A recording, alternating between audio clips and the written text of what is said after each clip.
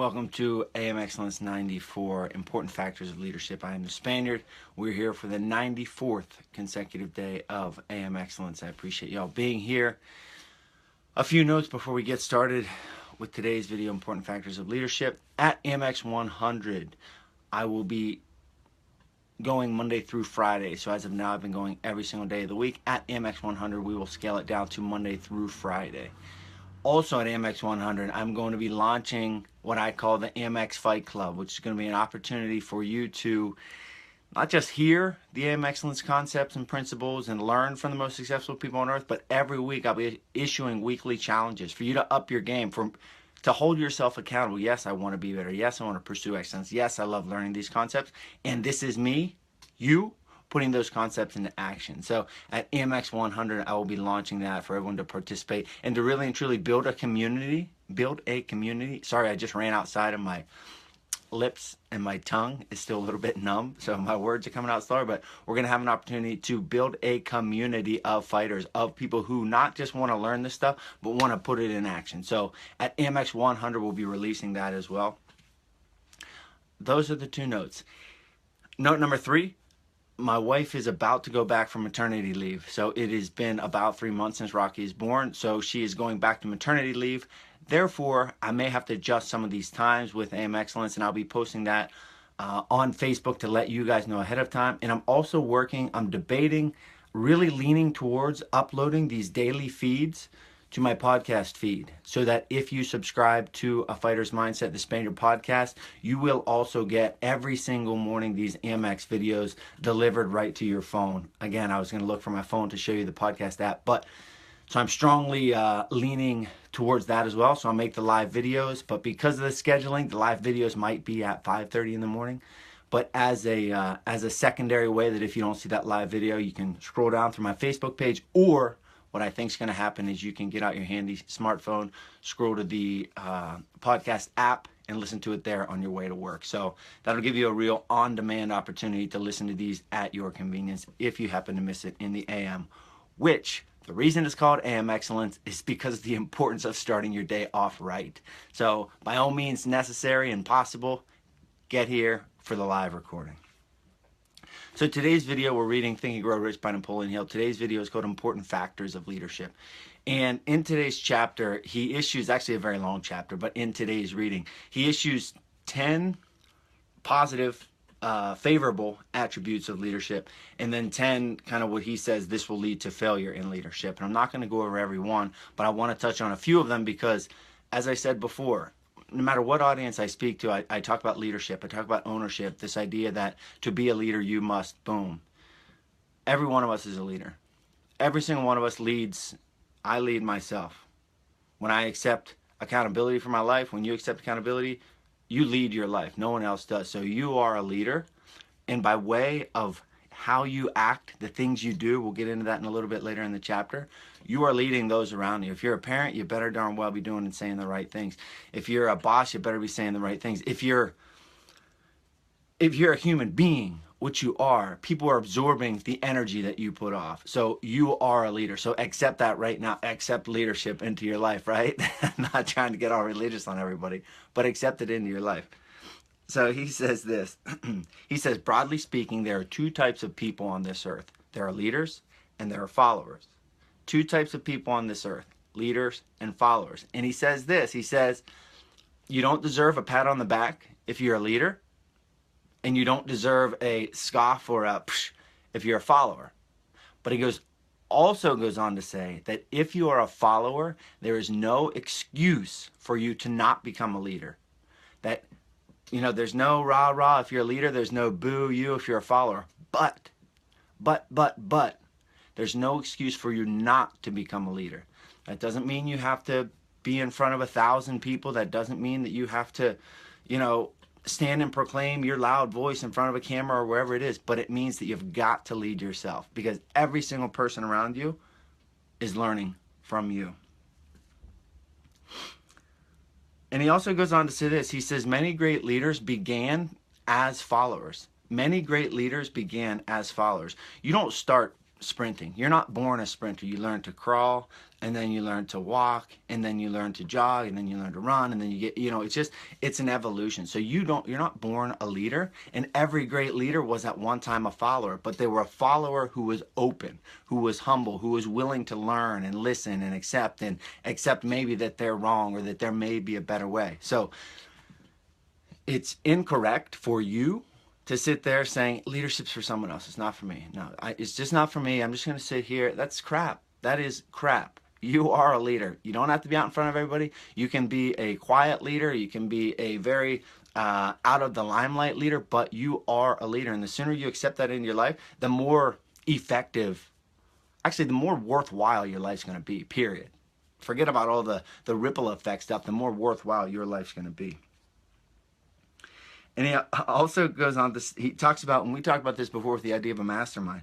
He says, an intelligent follower has many advantages. Many among them, the opportunity to acquire knowledge from his leader. So if you are a follower, identify your leader and learn from them. Learn from them. If it's professionally, learn from those above you. There's nothing more satisfying, I'll speak from my perspective, than from someone coming to me and saying, hey, I really want to learn this or I really want to learn that. I'm willing to put in the time. Perfect. Now put in the time. Show me, prove to me that you're going to put in the time. So if you want to acquire knowledge from someone, be humble, approach them, suggest that, offer that, and then don't just expect something to boom, change. No, you've got to put in the freaking time. I want to have a relationship with Gary Vaynerchuk. Gary Vaynerchuk is he's a giant entrepreneur, online marketing, media owners, a giant media company, just a giant social media presence and brand. He specializes in building brands, online brands. I've reached out, I don't know, 5 times to Gary Vaynerchuk, but I understand at maybe AMX300, I'll legitimately contact Gary Vaynerchuk and say, hey, this is what I've done for the last 300 days. But it's not until then. So you've got to have the mindset of he always talks about, play the long game. You've got to play the long game. And every single thing you do, it's the long game, not the here and now, right? Your vision is for the far off. My first element of excellence. Your vision is for the far off. Get it in your head, establish it, and then come back to the present and worry about the here and now, the day in and the day out. So let's get into some of these some of the effective assets or attributes of leadership. He says the following are important factors of leadership. Unwavering, this is so stinking important. Unwavering courage based upon knowledge of self and of one's occupation. Unwavering courage based upon knowledge of oneself and occupation. I know who I am. Right, I'm Charlie the Spaniard Brenneman. I know what I stand for. I've stood for it.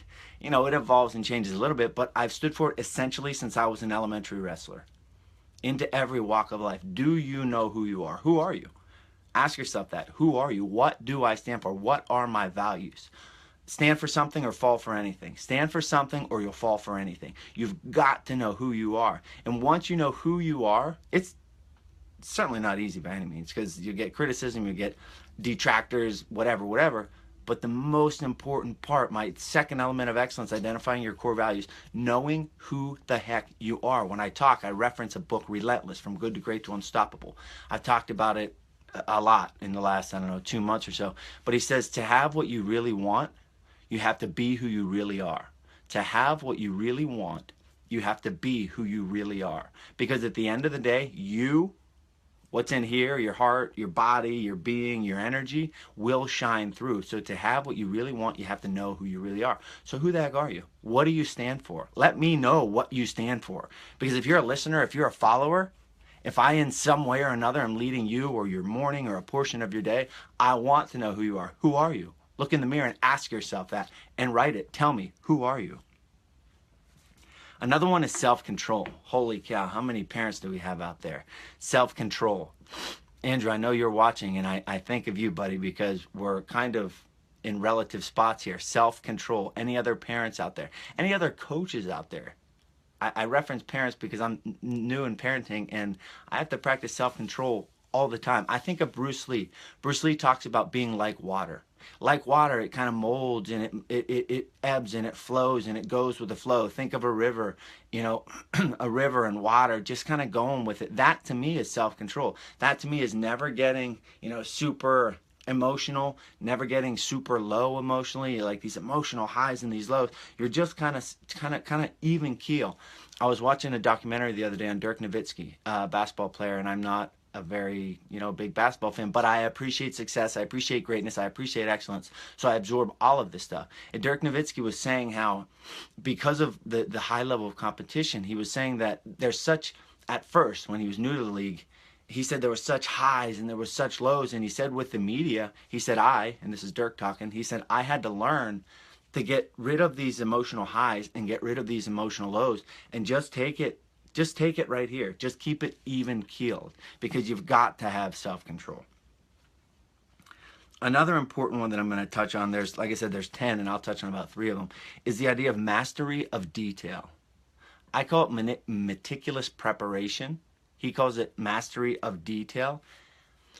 There are certain levels of success, and each level of success has more, I almost said más y más, more and more preparation, more and more attention to detail. When you think you're too detailed, you're not. And I would highly encourage reading, listening, getting into the minds of people like Peyton Manning and Tom Brady and Dirk Nowitzki. Watch these documentaries. Google, get on YouTube. They have all this stuff on YouTube. Get Netflix. Watch documentaries. If you want to watch television, which I certainly enjoy watching television, listen, learn. There's even value, and this you might think I'm stretching it, there's even value in watching shows like Live with Kelly in the morning, because they have the most successful people in the world. And I watch and I zone in and I tune in and I listen. What are they doing? What are they thinking? How are they acting? How are they preparing? So that mastery of detail. Leaders have mastery of detail. And the last one, actually a huge one, is willingness to assume full responsibility. Jocko Willink, I read it in his book, says there are no bad teams, only bad leaders. Back to the beginning of this conversation. You are a leader. I am a leader. Every one of us is a leader. The blame is on you. If you have trouble in your marriage, boom, blame's on you. If you have trouble with your kids, blame is on you. If you have trouble at work, blame is on you. If your team is not performing, blame is on you. That may be scary, right? That may be a little bit intimidating, but it's also liberating. There's no excuse. Don't blame, complain, or make excuses. When you accept that extreme ownership, as Jocko Willink calls it, you're accepting it's all on me. And yes, that can be looked at as a heavy burden, but it's also looked at as just kind of like coming clean, like, ah, man, it's all me. I can't blame anyone. And when you have that mindset, when you have that mentality, it's extremely liberating. Read How to Win Friends and Influence People. Read Extreme Ownership. These books talk about that idea. They talk about accepting that full ownership. Note, all of the books that I read are on my website. If you go to read, ! And click on Spaniard's Biblioteca, the library, you'll see my reading list. So now we're going to get to the other side. Failures in leadership. I'll go through about 2 of these. Failures in, and I'm looking at the clock because my wife is going to work today for the first time in a long time, and I have to be downstairs for the little ones. I'm at home with Rocky all day today from 7 to 7, and Rocky has not been taking a bottle. So this is going to be an experience today, because he's either going to scream for 12 hours or he's finally going to take a bottle. So failures in leadership. The 10 major causes of failure in leadership. Like I said, I'll touch on a few of them. Number 1. This is very interesting. Expectation of pay for what they know instead of what they do with what they know. Expectation for pay for what they know versus what they do with what they know. I heard a really neat, I believe it was Jocko Willink or maybe it was Tim Ferriss. They were talking about arguments. And if you ever find yourself saying, well, because I'm older, or because I have my master's degree, because I was in the UFC, because I'm the boss, that's a terrible argument. You're expecting to win an argument based on the knowledge in your head and not the application of that knowledge into the real world. And that's wrong. It's incorrect. I do find myself saying that to my 3-year-old because at the end of the day, sometimes it's I am big and you're small, so that's why you listen to me. But I would say aside from parenting young kids, Keep that in mind. Don't ever try to win an argument based on what you know. Win an argument based on the application of what you know. This is another great one. The fear of competition from followers. The fear of competition from followers. This was, still is in a much smaller part, but a giant thing that I had to overcome. Even today, my wife will say, why do you worry about what the other speakers are doing? Why do you worry about what the other live video broadcasters are doing? And to be honest, I'm human. To be honest, that was a giant thing that I had to overcome. And while I am overcoming it, there's still a piece of me, perhaps it's my ego, that I'm trying to squash, right? Nip that right in the bud. But fear of competition from followers. The most liberating idea is, hey, this is my best stuff. This is me.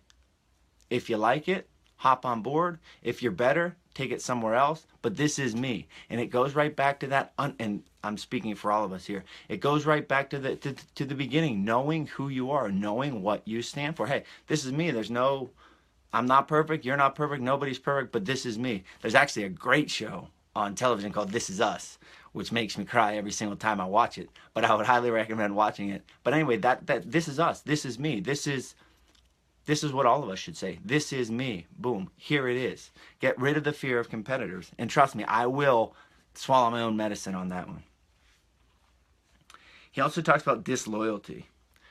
This is very strong words. Disloyalty marks one as being less than the dust of the earth and brings down on one's head the contempt he deserves. Disloyalty. Being disloyal. Not standing by your word. I reference all the time, I wish we lived in a world where a handshake meant everything. That it's your word. I'm loyal. You can trust me. You can believe me. This is my word. So disloyalty is another giant failure of leadership. And I'll kind of wrap it up with this. This concept here. He says, if a leader is a real leader, he will have no need to advertise that fact except by his conduct. Man.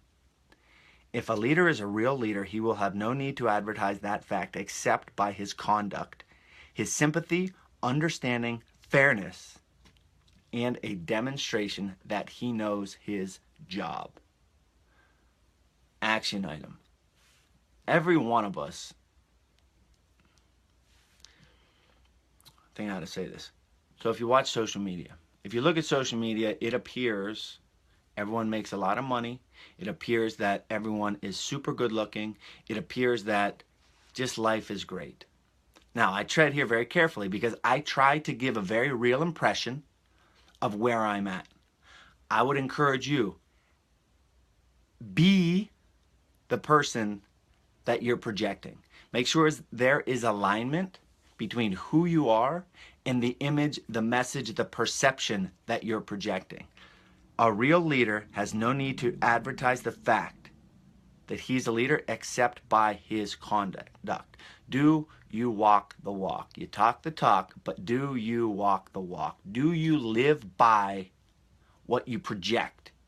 Is there alignment, right? Is there alignment between what you're saying and what you're doing? There's nothing I fear most than getting in front of this camera or getting on stage and talking about my principles, talking about my 5 elements of excellence, and then coming home and having my wife or my brother or my mom or whatever say, Charlie doesn't really live by that. That's my biggest fear in the world. And I would encourage you, adapt that mindset. Is what you're saying in line with what you're doing, in line with what you're thinking? Are you complete, right? Can you look in the mirror and say, yeah, I know who I am? We're going back to the very beginning of this conversation. Know who you are. The best leaders know exactly who they are. So thank you all for tuning in here. It's now 6:19. I got to go downstairs to take care of the little ones as my wife heads off to work. Carpe diem, fight well. Stay tuned for AMX 100, where I will be launching the AMX Fight Club, which will give you all an opportunity to not just talk about it, but to be about it. The AMX Fight Club is a source of accountability for everyone here that's listening to up this community, to branch off the feedback and the comments that you're leaving and create a full-blown community of This Is Us. This is us, the TV show. This is us. We are fighters. We live by these concepts. We don't just listen. We live by it. And the AMX Fight Club is going to give you an opportunity to say, hey, Maggie, hey, Andrew, hey, Derek, hey, Joe, hey, Brian, this is how I'm living it or not living it. It's going to put you on the spot and give you an opportunity to up your level personally and professionally. So I thank you all for listening. I'll be putting a test link up to give you some insight as to what the AMX Fight Club exactly is. I'll be adding that in probably starting with tomorrow's video. So carpe diem, fight well, leave all the comments you want, and I will get back to them ASAP. Carpe diem, fight well. Hasta mañana at AMX95.